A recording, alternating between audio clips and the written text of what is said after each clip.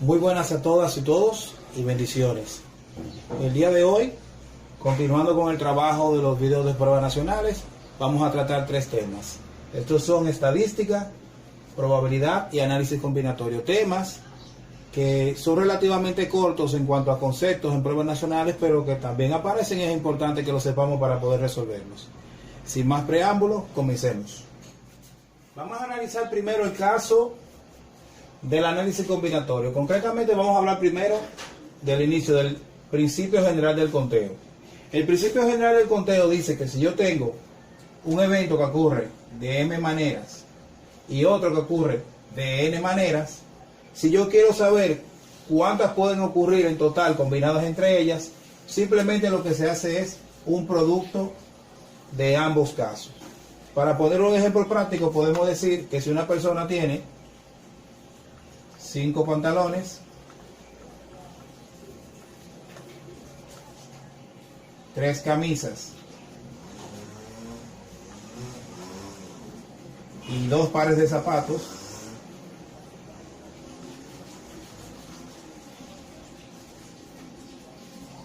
y queremos saber de cuántas formas podría hacer esas combinaciones, simplemente tenemos que hacer, como dijimos anteriormente, el producto de todos los eventos que tenemos aquí. Entonces, las combinaciones de ropa posibles que puede hacer la persona son 5 por 3 por 2. Es decir, multiplicar la cantidad de pantalones por la cantidad de camisas por la cantidad de pares de zapatos. Y aquí tenemos entonces que 5 por 3 son 15 y 15 por 2, 30. Se puede vestir de 30 o puede combinar las ropas en 30 formas diferentes. Eso es lo que tiene que ver con el principio general del conteo. Lo que nos hacen aquí es que nos presentan un caso en el que se toman varias situaciones. Nosotros lo que hacemos es un producto general de cada uno de los números que representa cada situación. En este caso, como vieron, yo multipliqué la cantidad de pantalones por la cantidad de camisas por la cantidad de pares de zapatos y se puede combinar de 30 formas. Entonces, pasemos al siguiente caso que tiene que ver con la permutación. Y la permutación se refiere a el siguiente caso. Si tenemos una cantidad de elementos cualquiera y queremos organizarlos, ya sea en fila o ronda, como sea, se tiene que tomar en cuenta si se van a organizar todos a la vez. Por ejemplo, si nos piden organizar 5 libros en un estante,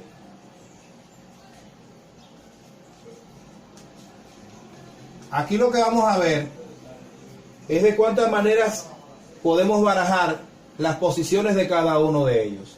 Entonces, para la permutación participan todos los elementos del conjunto. En este caso, son 5 libros.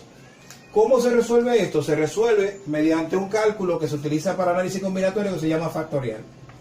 El factorial de un número es bien sencillo. Es un producto consecutivo desde el número hasta el 1, de manera descendente. Para el caso de nuestro ejercicio, si son 5 libros en un estante, sería 5 factorial. ¿Cómo se calcula 5 factorial? Yo diría 5 por 4, 3 por 2 por 1. Eso es el factorial de un número, multiplicar desde el número que me dan hasta 1. Entonces 5 por 4, 20, 20 por 3, 60, 60 por 2, 120 y 120 por 1, 120. Se pueden organizar los libros de 120 maneras. No maneras diferentes porque los libros siempre van a ser los mismos elementos, sino se puede organizar de 120 maneras. Hay que tener muy en cuenta este caso, que cuando me refieren cuando hablan de diferente, entonces estamos hablando de la otra parte que tiene que ver con la combinación, que es lo que vamos a ver ahora en este momento. Entonces, la permutación lo que tiene que ver es con la organización de un grupo de elementos, todos estos dispuestos a la vez, no un grupo del total. Podemos tener otro caso en cuanto a permutaciones, y es cuando son elementos que pueden repetirse o no.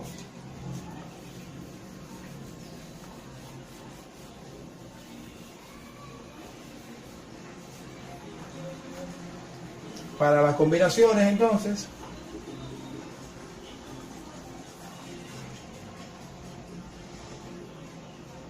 aquí lo que se hace es que del conjunto que se representa con la letra M, nosotros hacemos un grupo. El conjunto puede ser, por ejemplo, chicos, su salón de clases. Y el grupo, por ejemplo, que su maestro les diga que formen grupos de 5 personas. Entonces, los grupos deben ser diferentes, tanto en la posición como en la formación. De aquí, entonces, vamos a sacar un pequeño ejemplo. Por ejemplo, digamos que tenemos un conjunto de 7 personas y queremos hacer grupos de 3 personas. ¿Cómo se calcula el análisis combinatorio? El análisis combinatorio se calcula a partir de la siguiente expresión. Dice m factorial, factorial del conjunto, dividido entre el producto del factorial del grupo por el conjunto menos el grupo factorial. Entonces, como ya dijimos en nuestro ejemplo, el conjunto son 7 personas y queremos formar grupos diferentes de 3. De aquí decimos entonces m, que es 7, y n, que es 3. Colocamos los valores por el correspondiente en cada posición. N3, y aquí sería 7 menos 3. De aquí tenemos, reduciendo primero antes de calcular, tendríamos 7 factorial sobre 3 factorial multiplicado por 4 factorial. Como no tenemos calculador en pruebas nacionales, lo que yo les propongo, chicos, es que desarrollemos todos los factoriales y así no se nos va a hacer más fácil el cálculo. Por ejemplo, miren lo que digo. 7 sobre 3 es igual. El factorial de 7 es multiplicar desde el 7 hasta el 1. Ahí lo tienen desarrollado, el factorial de 7. El factorial de 3 es 3, 2 y 1. Y el factorial de 4 es 4, 3, 2, 1. Ojo, como estamos dividiendo y multiplicando, podemos eliminar valores. En este caso, yo voy a eliminar todo lo concerniente al 4. Fíjense que aquí yo tengo 4, 3, 2, 1, 4, 3, 2, 1. Lo puedo eliminar. Y si calculamos el factorial de 3, sería 3 por 2 son 6. Yo puedo eliminar el 6. Y puedo eliminar abajo 3 por 2, que es lo que me daría 6. El 1, como no me afecta en nada una división, también lo puedo eliminar. ¿Cuáles son los únicos dos números que me quedan? Me quedaría simplemente multiplicar 7 por 5. Y 7 por 5 es igual a 35. Entonces, si tenemos un grupo de 7 personas y queremos hacer grupos de 3, podemos formar 35 grupos diferentes. Entonces, vamos a pasar ahora a explicar la parte concerniente a la probabilidad. Espero que esta parte la hayan entendido. Tengan pendiente siempre, ojo, algo muy importante, y es que el factorial de un número, la combinatoria de un número, siempre da un número exacto, no da un número decimal. Si le da algún número decimal, significa que hay algún error en el cálculo. Voy a repartir esta parte de aquí. Lo que yo hice fue el factorial de 7, lo desarrollé. Recuerden que el factorial de un número es multiplicar desde el número que me dan hasta el 1. 7, 6, 5, 4, 3, 2, 1. Después desarrollé el factorial de 3, 3, 2, 1, y el factorial de 4, 4, 3, 2, 1. Luego eliminé las cantidades que están en el numerador y en el denominador repetidas. 4, 3, 2, 1, 4, 3, 2, 1. Después dije, ¿cuántos son 3 por 2? 6. Pues yo puedo eliminar este 6 del numerador con el 3 y el 2, que también me daría 6. Y por último, solamente me va a quedar 7 por 5. 7 por 5 es igual a 35. El 1, como aparecía dividiendo en el denominador, no nos va a modificar el resultado. Entonces pasamos ahora a la parte que tiene que ver con probabilidad. Bien, chicos, en cuanto a la probabilidad, podemos decir que lo que aquí se calcula es la oportunidad que tiene un evento de ocurrir. La probabilidad tiene como fórmula empírica para casos específicos que no necesitan tanto cálculo, por ejemplo el lanzamiento de un dado, una moneda, eventos como ese, que son eventos simples, la probabilidad de cualquier evento es el evento favorable, lo que yo quiero que ocurra, y el espacio muestral. En algunos libros aparece con la letra S, por el inglés space, y en algunos en español la letra E. El espacio muestral, lo vamos a definir inmediatamente. El espacio muestral tiene que ver con todos los eventos que pueden ocurrir cuando estamos analizando el caso. Por ejemplo, si vamos a lanzar un dado, ¿cuántos eventos pueden ocurrir? Bueno, si ustedes se fijan, un dado tiene 6 caras. Es decir, que el espacio muestral de un dado estaría formado por los números del 1 al 6. Si fuese una moneda, sería contar el número de caras que tiene la moneda. La moneda tiene 2 caras.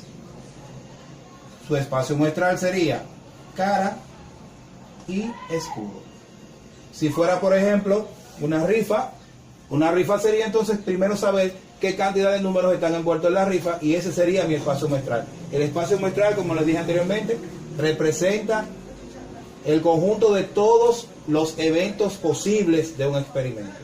Entonces, volviendo arriba, la probabilidad de cualquier evento es lo que yo quiero que ocurra, o evento favorable, dividido entre el espacio muestral. Un ejemplo clásico sería cuando lanzamos un dado. Por ejemplo, cuando jugamos parchés, para poder salir a jugar, en primer lugar tiene que salir un 5. Entonces, si en el dado yo quiero que salga un 5,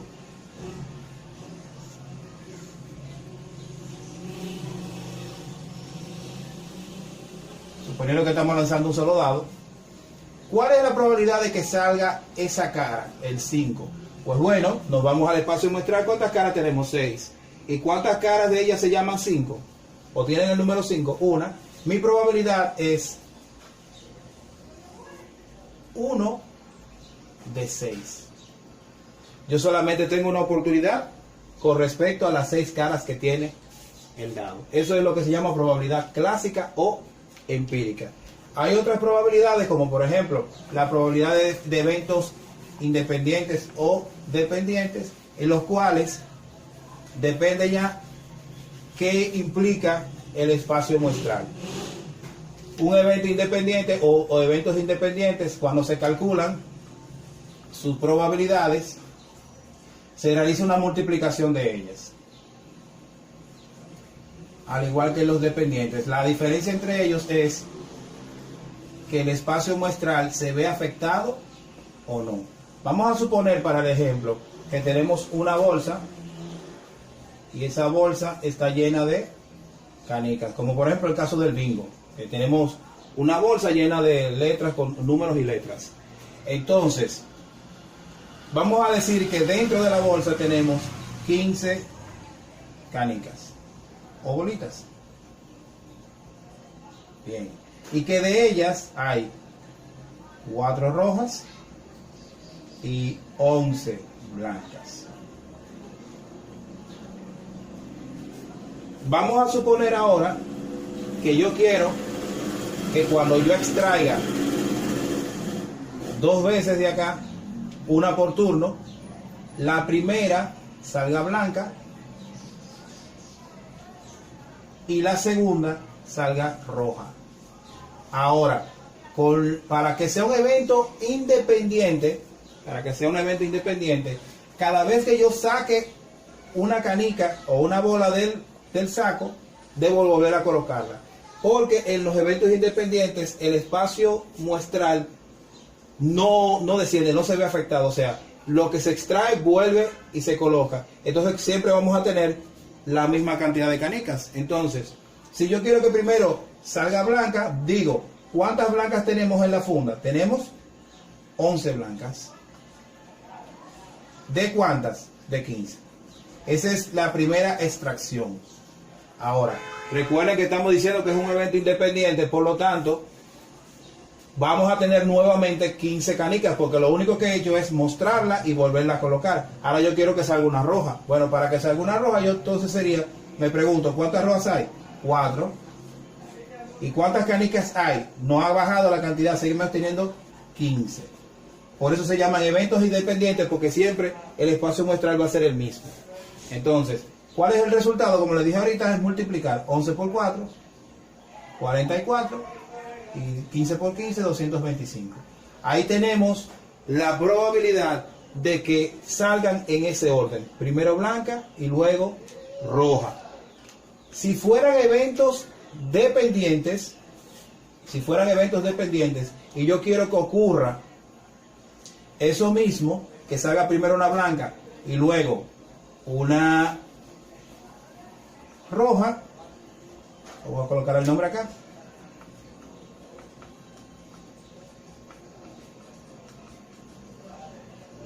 Sería entonces de la siguiente manera. Como yo quiero que el primer evento que ocurra sea blanca, volvemos a lo mismo, tenemos 11 blancas y 15 canicas en la funda. Ojo, como ahora es dependiente, la bola que sale se queda fuera. Por lo tanto, ahora la siguiente probabilidad no va a ser en base a 15, va a ser en base a 14. Y ahora yo quiero que salga una roja. ¿Cuántas rojas tenemos? Tenemos 4. Pero en la funda solamente hay 14. Entonces, al hacer el cálculo vamos a tener que, decimos, 11 por 4, 44, y 15 por 14, 210. Entonces ahí tenemos la probabilidad de cuando es dependiente y cuando es independiente. La diferencia está en que el espacio muestral en el independiente no varía. En las dependientes va variando en función de la cantidad de elementos que vayamos extrayendo. Entonces, creo que con esta parte ya nosotros analizamos lo que tiene que ver con probabilidad, evaluamos de eventos dependientes, independientes y de la probabilidad clásica, que es lo que regularmente más aparece en pruebas nacionales. Entonces vamos a pasar ahora a lo que tiene que ver con el tema que me falta, que es el de estadística. Bien, para el caso de la estadística es una ciencia que se ocupa de recolectar información, organizarla, trabajarla y presentarla para un mejor análisis. O sea, toma datos de campo, informaciones, estas informaciones las procesa ya con las fórmulas y medios que tiene la estadística y puede presentar un informe. Por ejemplo, estadística se aplica a lo que tiene que ver con censo, con lo que tiene que ver con encuestas y ese tipo de cosas que requieren recolectar información y procesarla para poder presentarla de una manera adecuada. Lo que vamos a ver en pruebas nacionales regularmente de estadística va a ser análisis de gráficos y medidas central y de dispersión. Vamos primero con lo que tiene que ver con las medidas de tendencia central.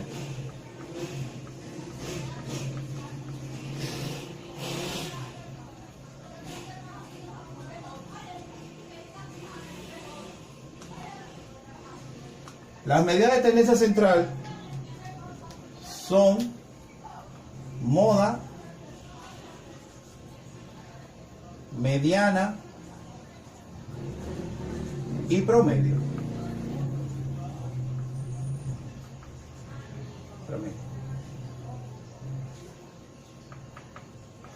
Cuando recolectamos un grupo de datos y comenzamos a organizarlos, lo organizamos siempre de manera ascendente, de menor a mayor.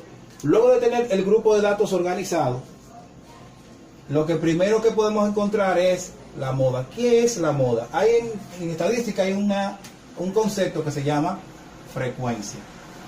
La frecuencia no es más que las veces que aparece un dato. Entonces, al dato que tiene mayor frecuencia se le llama moda. Dicho de otra manera, el dato que más se repite. Ahora, si tenemos ya los datos organizados, vamos a poner un pequeño ejemplo.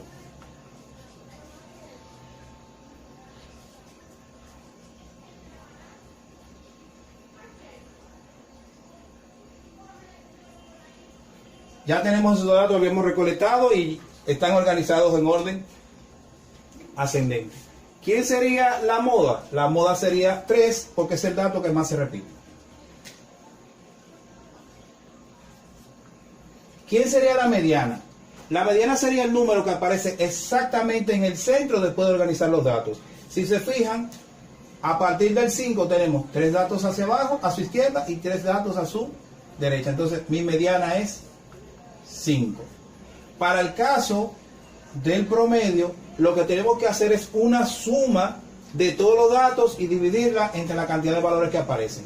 En este caso sería sumar todas estas cantidades. En total tenemos 7 números, y esos 7 números al final los dividimos entre 7.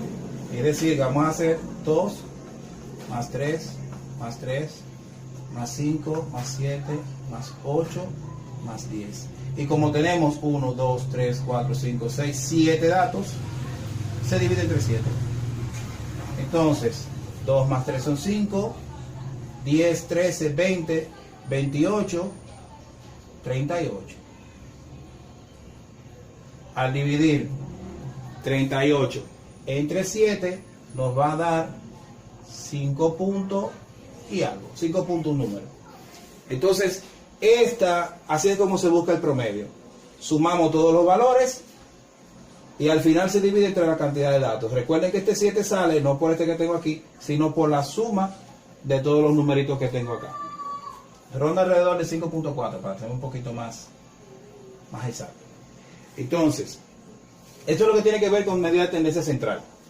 Primero, en la medida de tendencia central, antes de comenzar a trabajar con ella, debemos organizar los datos. Organizar los datos es tomar los datos que nos entregan de campo y colocarlos ya de manera ascendente. O si son, la estadística no solamente recoge números, también puede recoger, por ejemplo, salir a la calle y preguntar por tendencias de gustos o de profesiones. Entonces, eso también se organiza por la cantidad de palabras que aparezcan. Entonces, primero, la moda es el dato que tiene mayor frecuencia, es decir, el que más se repite. En nuestro caso, para este pequeño ejemplo, nuestra moda es el 3 porque se repite 2 veces. La mediana es el número que aparece en el centro de los datos. En este caso, sería el 5. Fíjense que el 5 tiene 3 números a su izquierda y 3 números a su derecha. Está exactamente en el centro. Y el promedio viene siendo sumar todos los valores y dividirlos entre la cantidad de datos que aparecen. Para este caso tenemos 7 datos, que aparece este 7 de acá. Al sumar todo y dividir, nos dio este resultado. Este es el promedio. Entonces vamos a explicar ahora la siguiente parte que corresponde a estadística, que es ya el análisis gráfico. Luego que tenemos un grupo de datos organizados y presentados ya con lo que tiene que ver su tabla de datos, hay unas tablas estadísticas que vamos a ver en los ejemplos más adelante. Pasamos ahora a la parte gráfica, que tiene que ver en cómo me presentan la información para poder analizarla mejor. Los gráficos son varios. Si ustedes han visto cuando en campaña política, ustedes han visto unos gráficos que tienen forma circular y en ellos te presentan un pedazo para un candidato, otro para otro, etcétera, etcétera. Esa es una forma de presentar los datos. Otra forma de presentarlos, este es el gráfico circular. Otra forma de presentar los datos son con los gráficos de barras. Si las barras aparecen separadas, se llama simplemente gráfico de barras. Si las barras aparecen apiladas, se llaman histogramas. O sea, una a continuación de la otra.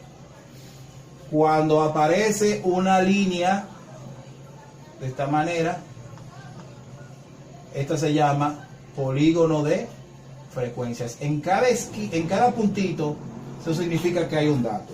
Entonces, barras, histograma y polígono de frecuencias. Bien, con esta información podemos ya comenzar a resolver los ejercicios de estadística, probabilidad y análisis combinatorio. Comencemos. Bien, nuestro primer ejercicio tiene que ver con análisis combinatorio. Nos dicen, ¿cuántos equipos diferentes de 5 personas se forman si se dispone de 8 personas?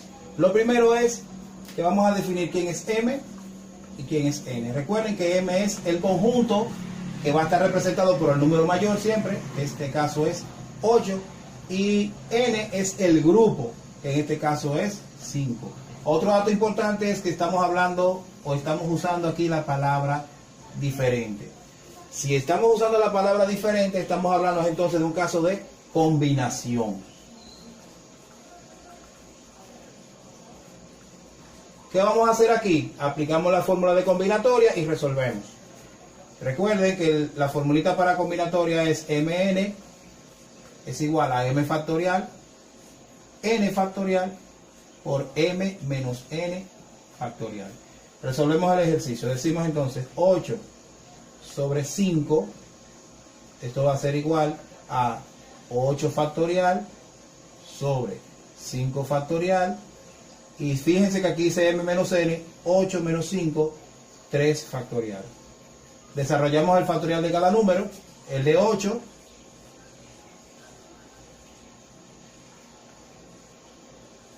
el de 5 y el de 3. Antes de comenzar a calcular, recuerden que en pruebas nacionales no usamos calculadora, vamos a eliminar valores. Fíjense que aquí yo tengo una secuencia 5, 4, 3, 2, 1, 5, 4, 3, 2, 1, la puedo eliminar. Como están en el numerador y denominador, se pueden eliminar. La otra secuencia que puedo eliminar es, yo digo aquí 3 por 2, 6 por 1, me da el mismo 6, se va con este 6. Solamente me quedan dos valores que son 8 y 7. Esto es más fácil de calcular. 8 por 7 es 56. Esta es nuestra respuesta.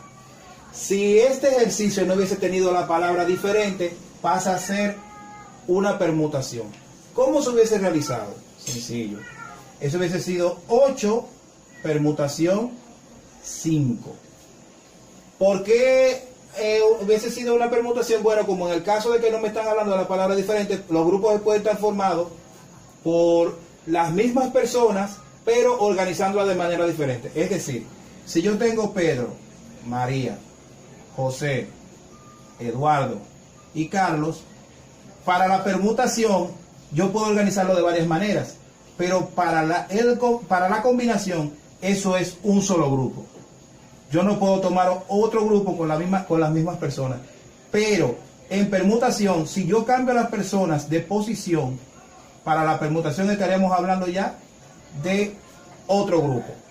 Para la combinación no es así. Entonces, ¿cómo se realiza la permutación si hubiese sido el caso? Bueno, la permutación se realiza de la siguiente manera. Observen, es como si estuviésemos eligiendo. Tenemos que seleccionar 5 personas. En un principio, en el conjunto, ¿cuántas personas hay? 8. Bueno, pues el primer espacio puede estar ocupado por cualquiera de las 8 personas. Inmediatamente colocamos ese numerito ahí. El siguiente espacio, recuerden que cada grupo va a tener 5 espacios, 5 personas. El siguiente grupo, recuerden que ya colocamos una persona aquí. Y si ya colocamos una persona, me quedan 7. Bueno, el siguiente espacio puede estar ubicado una de las 7 personas restantes. Y esa también va a ser la misma temática. El siguiente espacio puede estar ocupado por una de las 6 personas restantes. El siguiente por una de las 5 personas restantes. Y el siguiente por una de las 4 personas restantes. ¿Por qué me quedan 4? Porque el grupo debe ser de ¿cuánto? 1, 2, 3, 4, 5. Ahí están ya los 5 espacios ocupados. Ahora, como ustedes pueden ver, lo que tenemos simplemente que realizar la multiplicación. Y eso sería 6.720. Fíjense la diferencia entre los datos. Cuando hacemos una combinación, si son 8 personas, si queremos formar 5 grupos de 5, solamente podemos formar 56 grupos diferentes. Ahora, como lo que le expliqué anteriormente de la permutación, que las personas al cambiar de posición en el grupo, se asume que ya es un grupo diferente, tenemos entonces que podemos formar 6.720 grupos. Entonces, espero que hayan entendido este ejercicio. Vamos entonces al siguiente. La siguiente pregunta, que también tiene que ver con el tema de análisis combinatorio, dice: ¿de cuántas maneras se pueden colocar 4 libros en un estante? Pues bien, este caso es lo que teníamos como permutación. ¿Por qué sabemos esto? Bueno, Lo primero que me están hablando del grupo completo, los 4 libros al mismo tiempo. Siguiente, no me están usando la palabra diferente. Entonces, simplemente, si son 4 libros, esos 4 libros se pueden organizar. Recuerden, es como si estuviésemos barajándolos. El simple hecho, vamos a decir que este libro es de matemática, este de filosofía, de biología y sociales. Ese es un grupo, están organizados de una forma. Con el simple hecho de yo mover un libro a una posición diferente, se asume ya que es otro grupo. Entonces, ¿cómo se hace esto? El primer espacio puede estar ocupado por cualquiera de los primeros 4 libros. El segundo espacio puede estar ocupado por cualquiera de los 3 siguientes. Y así sucesivamente. Entonces, esto es como si fuésemos a calcular simplemente el factorial de 4, que es lo que tengo acá escrito. Cada vez que vamos a calcular permutación, simplemente es hacer el factorial. Entonces, 4 por 3 por 2 por 1 es igual a 24. Es decir, que se pueden hacer 24 grupos organizados. Organizar de 24 formas. No diferentes porque siempre vamos a estar trabajando con los mismos elementos. La diferencia va a ser en la posición, pero siempre van a ser los 4 libros. Entonces vamos al siguiente ejemplo. Nuestro siguiente problema es del tema de probabilidad y nos dice, si compras 5 boletos de los 10.000 de una rifa de un carro, ¿qué probabilidad tiene de sacarte el carro? Pues bien, sencillo. Como habíamos visto anteriormente, en la parte introductoria, la probabilidad de un evento es 1000 o mis eventos favorables entre el espacio muestral. Entonces, si yo estoy comprando 5 boletos, independientemente del número que tengan los boletos, yo solamente tengo 5 boletos en la mano. Mi evento favorable es que salga uno de esos 5, yo tengo 5 boletos. ¿De cuánto es el espacio muestral de la rifa? 10.000. Simplemente buscamos la solución. Tenemos que es la respuesta B. Mi probabilidad es 5 boletos de 10.000. Vamos al siguiente ejercicio. Nuestro siguiente ejercicio de probabilidad dice lo siguiente. Se introducen en una tómbola 5.000 boletas para la rifa de un carro. Las familias Pérez, Báez y Nin compran respectivamente 5, 3 y 2 boletas. De acuerdo a esto, la probabilidad que tienen de sacarse el carro es, las respuestas son las siguientes, o las opciones son las siguientes. Mayor para la familia Pérez, menor para la familia Pérez, mayor para la familia Nin, igual para las familias Pérez y Nin. Como podemos ver, simplemente tenemos que verificar que el que tiene el mayor número de boletos es la familia Pérez. Por lo tanto, nuestra respuesta es, el que tiene mayor probabilidad para ganar es la familia Pérez. Y esa es nuestra respuesta. En nuestro siguiente ejercicio les voy a leer tanto el mandato como las respuestas. Hice el gráfico de tabla de datos agrupados lo más espacioso posible para que podamos ver bien y apreciar los datos. Entonces paso a la lectura. Dice, la profesora muestra las notas a sus alumnos y le pide a uno de ellos que complete los valores que faltan en la tabla de frecuencias absolutas y relativas. Bien, aquí tenemos lo que se llama intervalo de clase. Este tipo de expresión se utiliza cuando son datos agrupados. Aquí dice, por ejemplo, estudiantes que tienen notas entre 45 y 55, hay 2 estudiantes. Entre 55 y 65 hay 3 estudiantes. Entre 65 y 75, eso es lo que vamos a averiguar. Entre 75 puntos y 85 puntos hay 8 estudiantes con calificaciones. Y entre 85 y 95 tenemos 5 estudiantes con calificaciones. La frecuencia absoluta significa el número de personas o de cosas que pertenece a cada grupo. Entonces, en el primer grupo ya vimos que hay 2 y así sucesivamente. Entonces, esto que dice aquí abajo, en matemática, este símbolo significa sumatoria. Entonces, la sumatoria de las frecuencias absolutas da igual a 25. De la misma manera, en la siguiente columna tenemos las frecuencias relativas. El 2 representa una frecuencia de 8%, el 3 un 12%, y así sucesivamente. Entonces, me piden encontrar qué valor va aquí y qué valor va aquí. Como estamos analizando un dato de frecuencias, simplemente nos vamos al total. ¿Cuánto es mi frecuencia absoluta? total 25, o mi frecuencia total es 25. Yo simplemente lo que tengo que hacer es una resta de todos esos datos que tengo aquí con 25 y me va a dar entonces el valor faltante. Recuerden que la suma de todos estos números de aquí debe dar igual a 25. Entonces, vamos a hacerlo aquí mismo.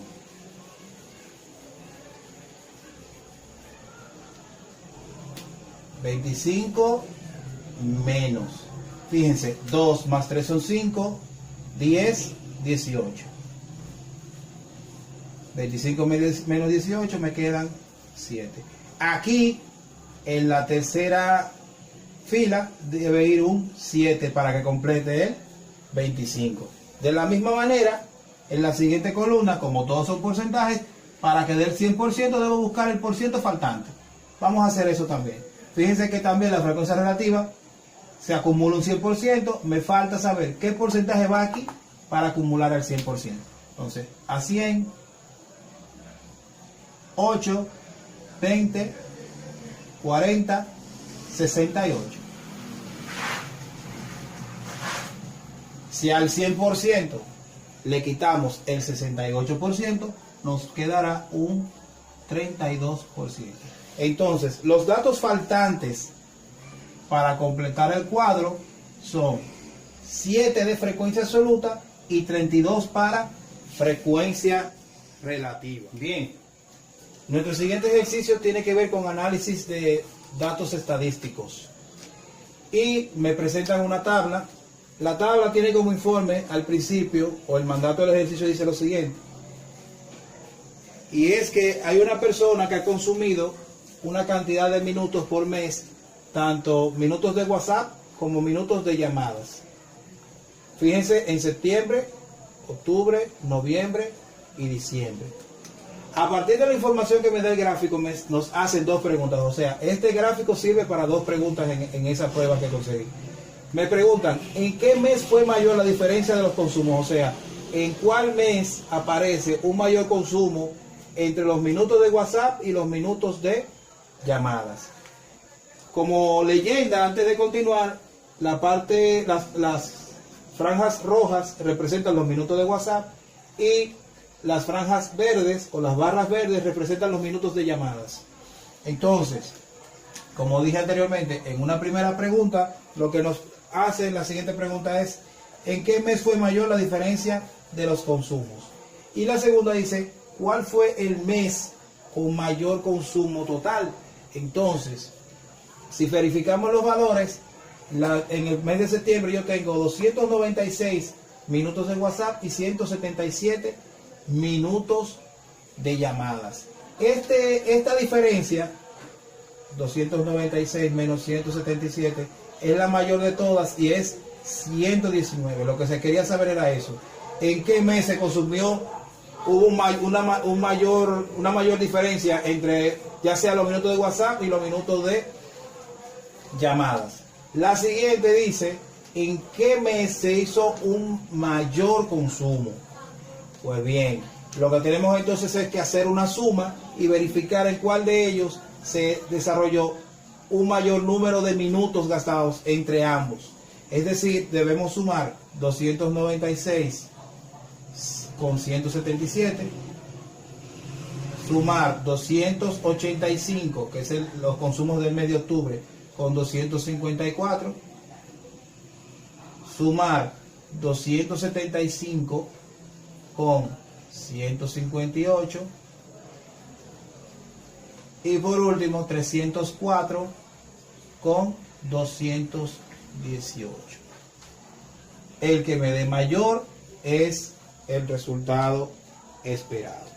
Si sumamos, entonces vamos a obtener por aquí 13, llevo una, 10, 17, llevo una, 473 minutos. Para el siguiente caso, 9, 13, 3, llevo una, 5, 539. Para el siguiente caso, 13, llevo una, 8, 13 otra vez, llevo una, 2, 3 y una, 4. Y el último caso sería 4 y 8 son 12, llevo una, 1, 2 y 522. ¿En cuál tenemos un mayor consumo? El mayor consumo ocurre en el mes de octubre, con un total de 539 minutos. A veces un mismo gráfico puede servir para 2, 3 y hasta 4 preguntas. En este caso solamente fue para 2.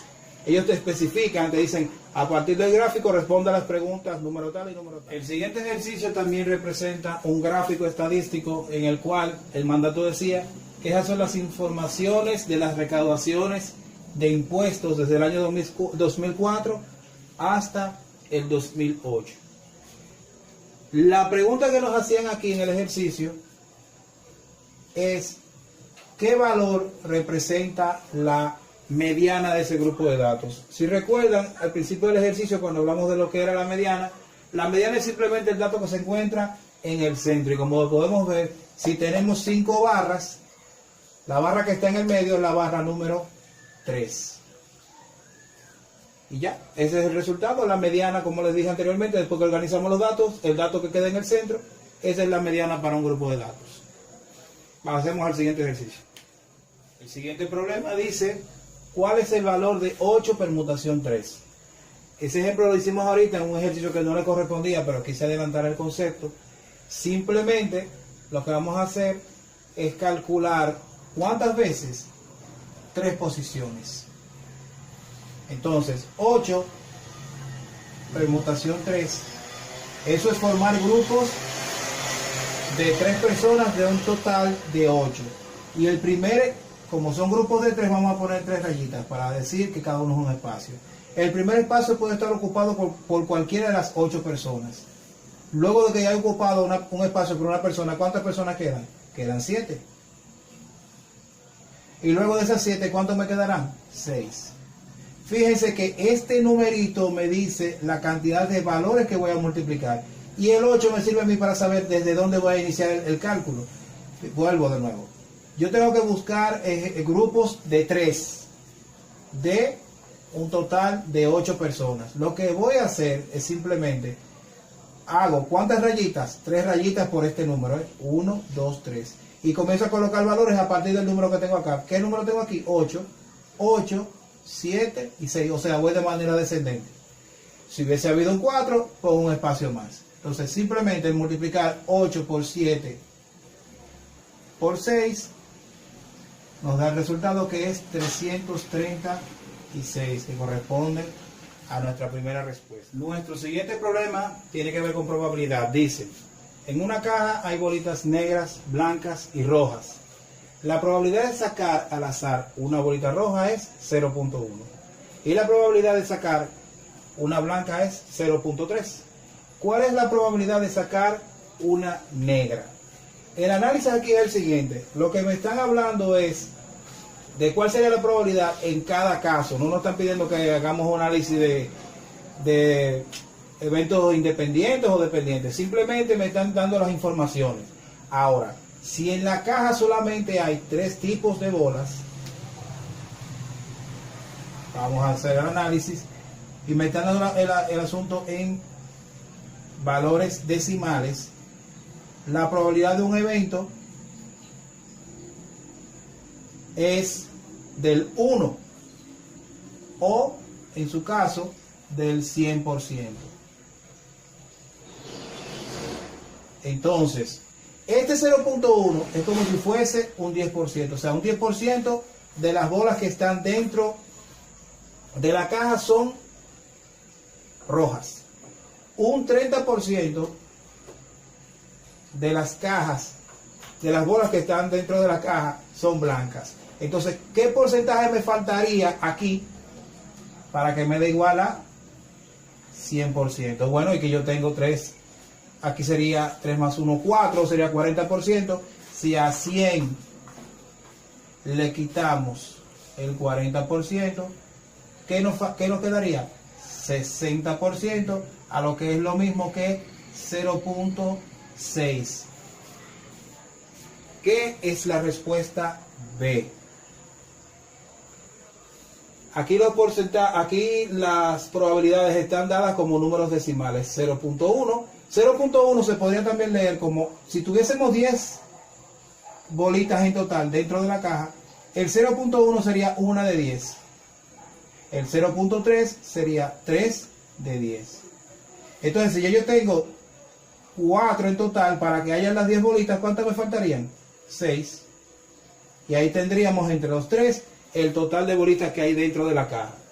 Esto nos lo mostraron de esta manera para que simplemente hagamos un análisis de lo que implica el ejercicio.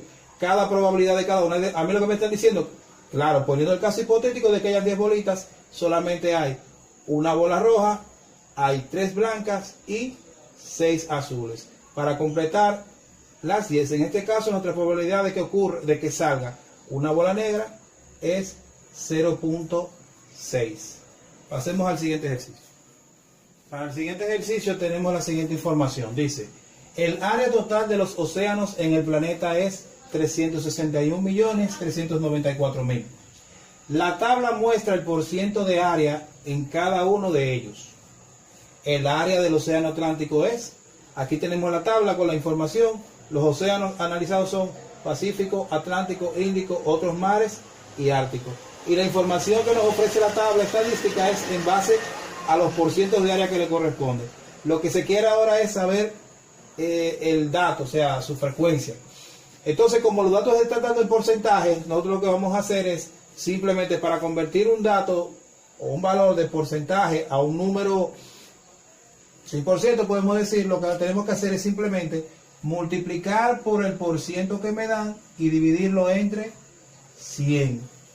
Entonces, ¿cuál es el dato que vamos a multiplicar? Los 361.394.000 lo vamos a multiplicar por la frecuencia, que en este caso para el océano Atlántico es 24, y lo vamos a dividir entre 100.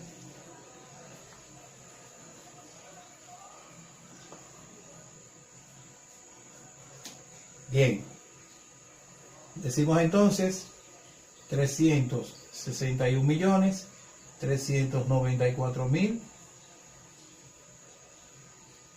kilómetros cuadrados por el porciento que le corresponde al océano Atlántico es 24. Todo eso va dividido entre 100. Como no tenemos calculadora, lo que vamos a hacer es simple lógica.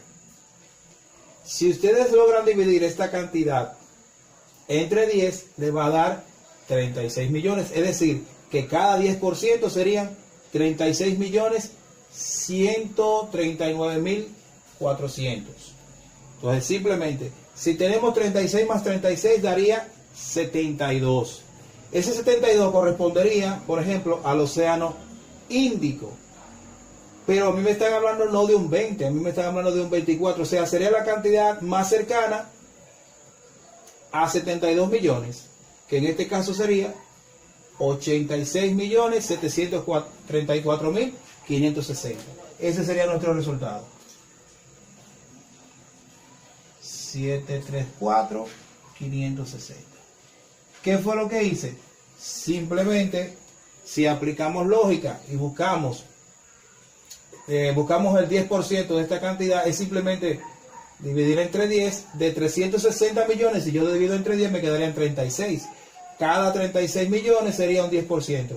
Veo que el océano Índico dice 20%, eso serían aproximadamente 72 millones. O sea que voy correcto. Pero el porciento para el océano Atlántico es 24. O sea, sería la cantidad más cercana a 72, que sería 86. No puede ser 166 millones, porque 166 millones sería casi la mitad de 361. Y no puede ser 25 millones, porque ya habíamos dicho por análisis que un 10% de 360 millones sería 36 millones. Espero que me hayan entendido el concepto de lo que acabo de explicar, porque es una forma fácil de trabajar. Recuerden que en pruebas nacionales no nos permiten usar calculadora. Tenemos que valernos de algún tipo de estrategia para no tener que esforzarnos mucho en calcular. Recuerden que aquí lo que se quiere aplicar el concepto, y el concepto que nosotros estamos buscando es que me están dando la frecuencia relativa o porcentual, y se quiere conocer la frecuencia absoluta. Bueno, pues, ¿qué fue lo que hicimos? Al partir del 24%, sabemos que el total, la frecuencia total es 361 millones y el 10% de 361 sería 36 millones. O sea, cada 36 millones hay un 10% y esto es, ¿qué? 24, que sería 2 veces 36, son 72, pero me faltaría ¿quién? El 4%. Entonces, busqué la cantidad más cercana a 72, sería 86. Esa es nuestra respuesta. Y bien, jóvenes, hasta aquí ha llegado este video. Espero que hayan entendido los conceptos que hemos tratado acá. Vamos a seguir intentando subir más videos. Cualquier pregunta o inquietud, por favor, colóquenla en la caja de comentarios. Un saludo a todos, Dios les bendiga y suerte en las pruebas nacionales.